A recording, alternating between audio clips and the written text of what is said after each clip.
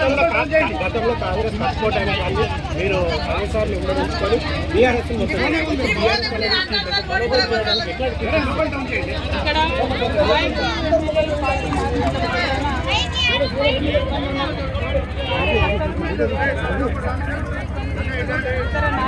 అందరూ కూడా ఉన్నారు.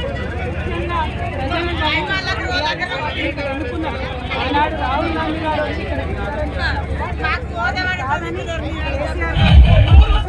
సంజయ్ కుమార్ గారిని గెలిపించినారు.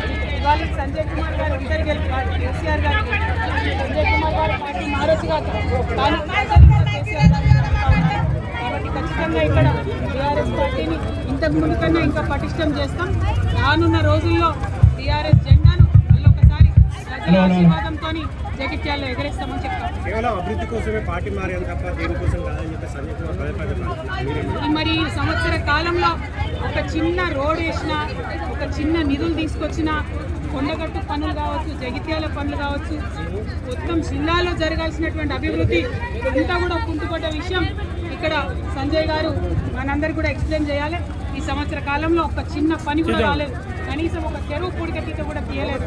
కాబట్టి ఏం అభివృద్ధి తీసుకొచ్చిన సంజయ్ కుమార్ గారు ప్రజలకు వారు చెప్పుకోవాల్సి ఉంటుంది. Thank you. జై తెలంగాణ, జై తెలంగాణ, జై తెలంగాణ.